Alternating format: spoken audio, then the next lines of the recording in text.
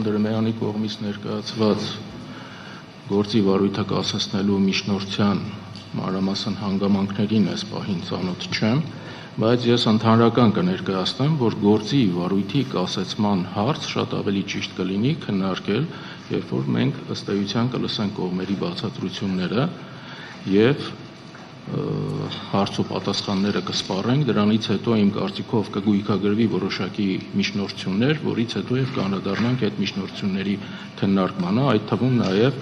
ես հակված կլինեմ այդ փուլում քննարկել միջնորդություն կասեցման մասին գործի վարույթի, ինչ վերաբերվում է պարոն Օրբելյանի կողմից ներկայացված միջնորդությանը, ես ուղղակի ինչեւ միջնորդության վերաբերյալ դիրքորոշում արտահայտելը հարցեր ունեմ պարոն Օրբելյանին, դեպքում կխնդրեմ մյուս գործընկերները արտահայտվեն, հետո ես իմ հարցը կուղղեմ պարոն Հարգելի գործընկերներ, ես կազմակերպման հետ կապված մի առաջարկություն նախ պարոն Դրմյան, հաշվի առնեք, որ այս տեսակի այս գործերով գործի դատաքննությունը կասեցնելը այնուամենայնիվ չի անդրադառնում գործի քննության ժամկետի վրա։ Այսինքն նույնիսկ եթե մենք կասեցնենք այս գործի քննությունը, դա ժամկետի վրա չի անդրադառնա։ Իսկ միևնույն է 15 օրյա ժամկետը հոսելու է։ Հետևաբար ես կարծում եմ, որ մենք կարող ենք նաև այդ հարցին անդրադառնալ, համաձայն եմ պարոն Խաչատրյանի հետ, ավելի ուշ փուլում գուցե բացատրությունները լսելուց հետո մենք անդրադառնանք այդ կասեցմանը, չնայած երևի թե այս առումով ես վերապահում կատարեմ, այնուամենայնիվ կուզենայի լսել հիմքերը, ինչի մասին է եւ ինչ հիմքերով եք ցանկանում կասեցնել այս գործի վարույթը։ Ես կառաջարկեմ հիմա ներկայացնեք, բայց քննարկման միջնորդությունը քննարկելու հետ կապված մենք կորոշենք ինչ ընթացակարգով այդ միջնորդությունը քննարկենք, պարզապես ես մինչև իմ կարծիքը արտահայտեմ միջնորդությունը որ փուլում քննարկենք, ես պետք է անկեղծ ասած ինքս ինձ համար համոզմունք ձևավորեմ ինչի մասին է այդ միջնորդությունը։ Ինչ վերաբերում է պարոն Օրբելյանի միջնորդությանը, ես դրա վերաբերյալ իմ դիրքորոշումը ունեմ, կարծիք ունեմ, դրա քննարկման կարգի հետ կապված մենք որոշում կկայացնենք։ Իմ առաջարկությունը ընդհանուր նիստի կազմակերպման հետ կապված հետևյալն է։ Մենք այսպես արտահերթ քննարկենք միայն այն միջնորդությունը եւ որոշումներ կայացնենք միայն այն միջնորդությունների մասով, որ միջնորդությունները վերաբերելու են դատարանի իրավազորությանը։ Միայն այդ միջնորդությունների մասով ընդհանրումներ ունենանք։ Մնացած միջնորդությունների հետ կապված, դրանց քննարկման կարգի հետ կապված, ես փոքր-ինչ ուշ առաջարկություն կներկայացնեմ հարգելի գործընկերներ։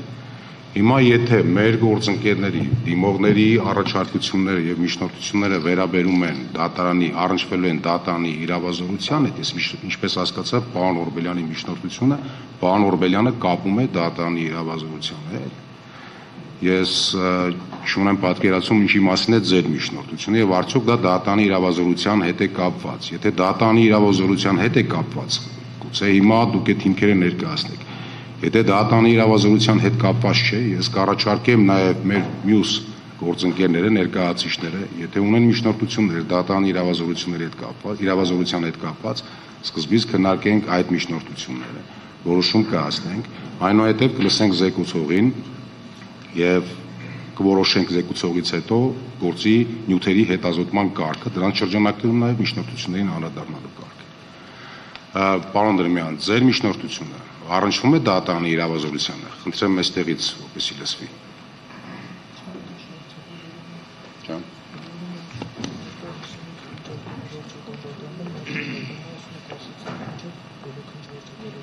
Շնորհակալ եմ բարձր դատարան, ես շատ հակիրճ կներկայացնեմ միջնորդությունը, որտեղ հասկացա, որ էլեկտրոնային տարբերակով դատական կազմին չի տրամադրվել։ 26 թվականի հունիսի 14-ի արտահերթ նիստում Կենտրոնական դրական հանձնաժողովը ընդունել է թվով 2 որոշում, 258A որոշումը եւ 259A որոշումը։ 259A որոշումը այն որոշումն է, որը այս պահին վիճարկվում է այս դատարանի առջև։ Թիվ 259A որոշումը իր պատճառաբանական մասում հենվում է թիվ 258A որոշման եզրահանգումների վրա։ Միասյան թվեր կուսակցությունը հայցադիմում է ներկայացել վարչական դատարան ընդդեմ Կենտրոնական ընտրական հանձնաժողովի հունիսի 14-ի թիվ 258A որոշումը անվավեր ճանաչելու պահանջի մասին։ Վարչական դատարանը հունիսի 18-ին մերժել է հայցադիմումը վարույթ ընդունել այն պատճառաբանությամբ, որ այս հարցը ընդդատյա է Սահմանադրական դատարանին։ 2026 թվականի հունիսի 19-ին Միասնության թևեր կուսակցությունը դիմում է ներկայացրել Սահմանադրական դատարան, վիճարկելով ինչպես թիվ 258 A որոշումը, այնպես էլ թիվ 259 A որոշումը։ Սահմանադրական դատարանը հունիսի 21-ի թիվ ՍԴԱՎ 114 որոշմամբ վարույթ է ընդունել կուսակցության դիմումը միայն թիվ 259 A որոշման մասով, համապատասխան պատճառաբանությամբ։ Վարչական դատարանի հունիսի 18-ի որոշումը Միասնության թևեր կուսակցությունը հունիսի 22-ին բողոքարկել է վարչական վերաքննիչ դատարան, քանի որ փաստացի եւ վարչական դատարանը եւ Սահմանադրական դատարանը քննության չէին վերցրել 258 A որոշման վերաբերյալ Միասնության թևերի դիմումը։ Սահմանադրական դատարանում վիճարկվող 259 A որոշումը ինքնուրույն իրավական գնահատում չի պարունակում, այն ամբողջությամբ հիմնված է 258 A որոշման վրա, հետևաբար թիվ 258 A որոշման անվավեր ճանաչումը ուղղակիորեն ազդելու է սույն գործով վիճարկվող թիվ 259 A որոշման վրա։ Սահմանադրական դատարանի մասին Սահմանադրական օրենքի 56 հոդվածի առաջի մասի համաձայն Սահմանադրական դատարանը կարող է կասնել գործի վարույթը Սահմանադրական դատարանի պատճառաբանված աշխատանքային որոշմամբ նախատեսված դեպքերում։ Նույն հոդվածի երկրորդ մասի համաձայն գործի վարույթը կասեցնելը հանգեցնում է սույն օրենքով Սահմանադրական դատարանի աշխատակարգով եւ Սահմանադրական դատարանի աշխատակարգային որոշումներով սահմանված դատավարական ժամկետների ընթացքի կասեցմանը։ Հիմք ընդունելով վերոգրյալը եւ ղեկավարվելով Սահմանադրական դատարանի մասին Սահմանադրական օրենքի 47-րդ հոդվածի առաջի մասի 5-րդ կետով խնդրում ենք կասեցնել սույն միավորված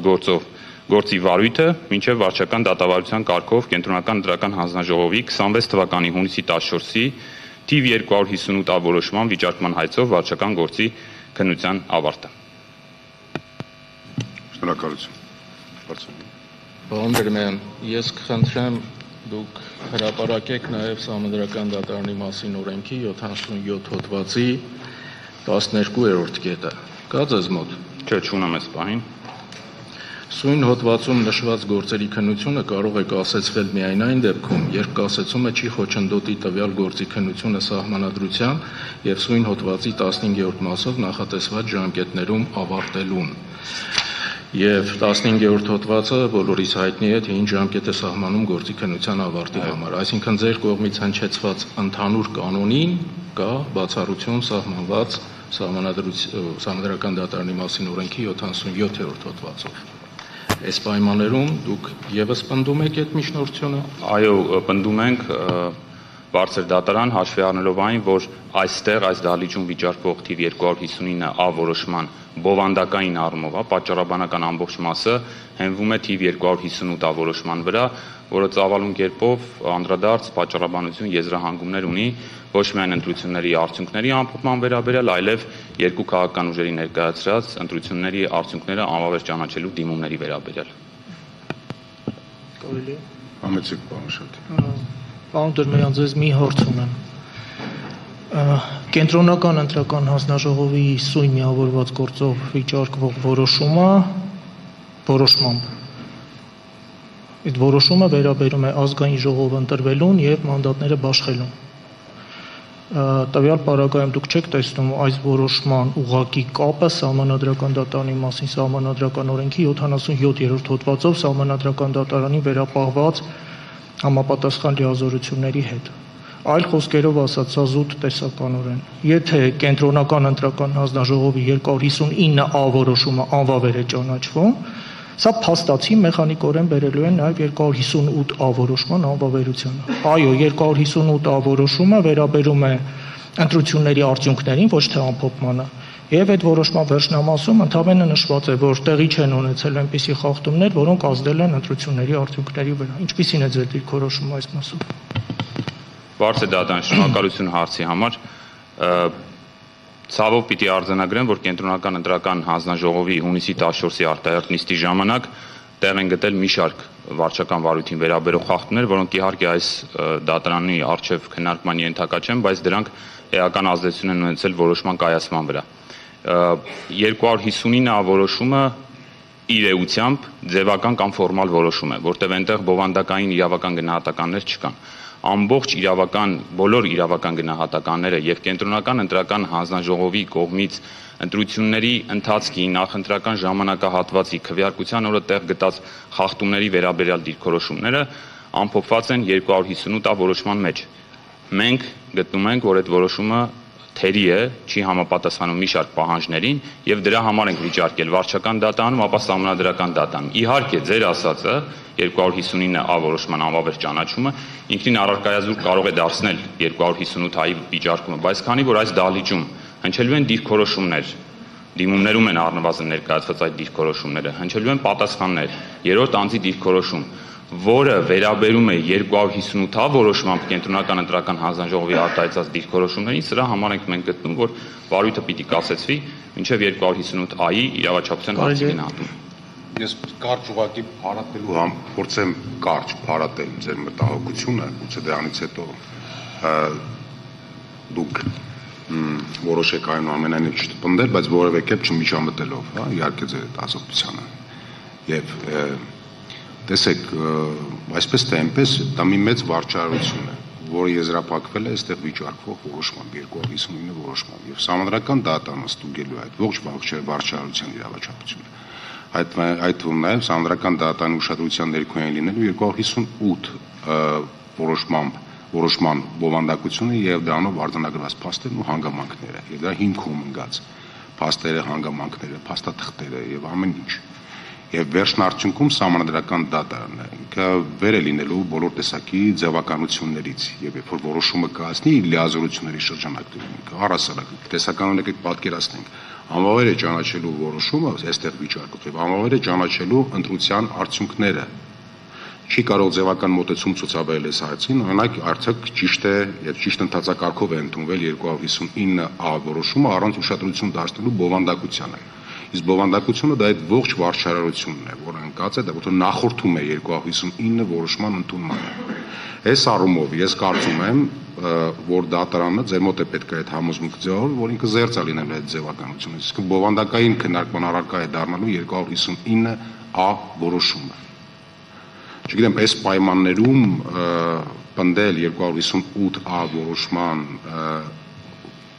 որոշումը եւս վիճարկելու կամ վարչական դատարանում վիճարկման հանգամանքով պայմանավորել այս գործի վարույթի կասեցումը։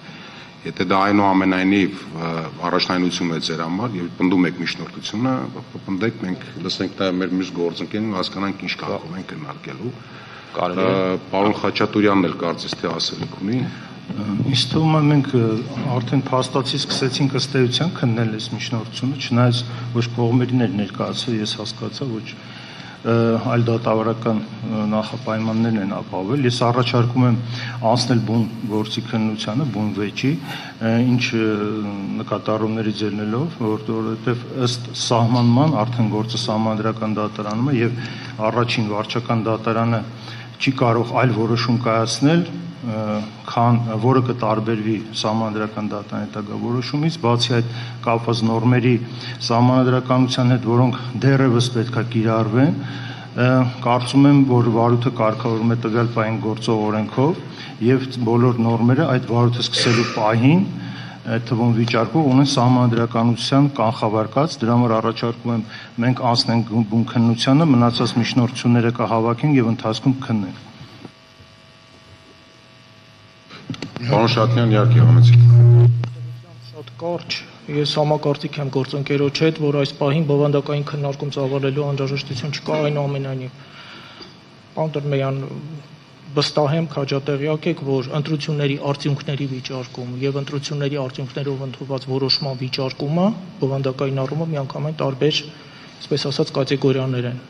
Եվ հիմա չեմ ուզում խորանալ, բայց 2005 թվականի սահմանադրական փոփոխությունների կոնտեքստում անհրաժեշտություն առաջացավ այս սահմանազատումը դնելու, թեպետ եթե անկեղծ այդքան էլ հստակ չի առ այսօր։ Այնուամենայնիվ, սահմանադրական դատարանը հաջորդիվ ընտրությունների հետ կապված բազմաթիվ որոշումներում այս հանգամանքին հատուկ ուշադրություն է դարձրել եւ շատ չհեռանալով 2021 թվականի արտահերթ խորհրդանական ընտրությունների հետ կապված կրկին կենտրոնական ընտրական հանձնաժողովն ընդունել էր երկու որոշումներ։ Եթե ճիշտ եմ հիշում 183A եւ 184A։